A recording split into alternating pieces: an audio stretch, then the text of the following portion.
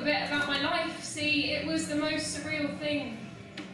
Finally wanting to live again, but realising I no longer knew how to. This world is so different to the last one I knew, like someone photoshopped me in but forgot to airbrush me smooth. I woke to 2 new family members I didn't know were due. Allowance to swear in front of my parents because the sound of my voice was a breakthrough. I used to be a chameleon, now I'm the elephant in the room. My body is a prison with a chief that won't listen. Inmate for life, no chance of parole or escape plans to come into fruition. People look at me like they can catch it. Maybe they can, but I'd argue more likely that they don't understand. If only they understood that they don't understand, that would lend more of a helping hand than wrapping me in bubble wrap and sending me in paddy package into a secure room where I can be manned. I'm not mental. They're judgmental. Yeah. I'm not mentally ill. I'm mentally intriguing, and there's something very beautiful about being mentally intriguing. I'm not talking about how sometimes I forget how to breathe in without counting. I mean the ability to tap into another dimension that some people will only ever dream of. When I'm mentally intriguing, I know how to behave. Trying to act normal feels like someone turned up gravity and it's sucking me through the floor into an early grave. Maybe I see the world through fanatical eyes, or maybe somebody opened theirs up to desirable skies. My head is in the clouds, not because I'm high, but because they hang low and because climates don't compromise. When I'm left cold and without light, though the sun remembered to rise, I'm reminded if I don't meet expectations, I am not obliged to apologise. Like that time I found nothing plummeting from a 14,000 feet skydive, because happiness isn't real and neither is fear that in your mind. The mind being the most powerful tool you own, which is why the enemy fights you there, because it's where it gets you alone.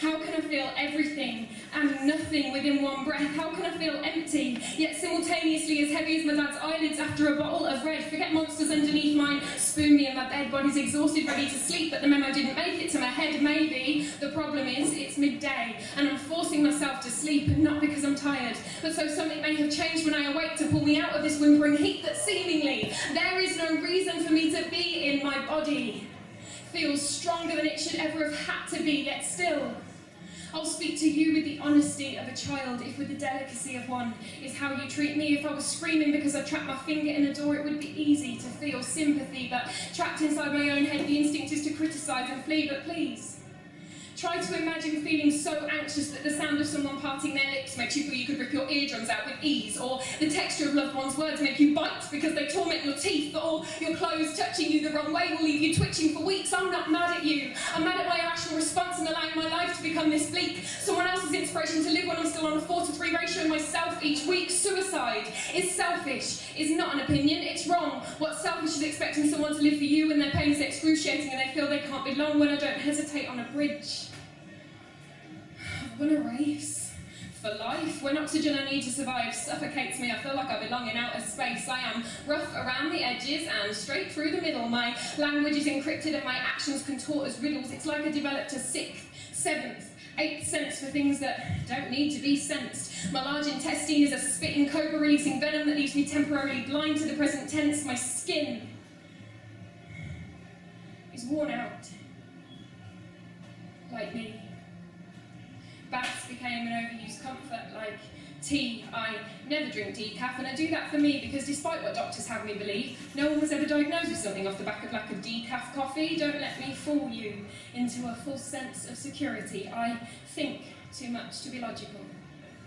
But writing makes you feel happy. No, writing makes me feel, full stop. So I load my pen with pain and I feel, because this is what happens when mental intrigue reaches fever pitch. We create something that makes the pain appeal, and there's something to be said for a rhyme to help people believe that something is real. The day I began to lose my mind, I began to find myself. Yeah. That is when I realised it is okay to ask for help. Even if it means waking someone up. Self-sabotage is enticing, but it is a relief when someone interrupts. See, 2 steps forward and 1 step back is not a royal fuck-up. It is still 1 step forward. Yeah. So I take the bad with the good, and I embrace my disordered and awkward now. I look forward to tasting that first tea of many in the morning, because it means I've made it through another night. Progress is progress. regardless of how slight. Thank you so much.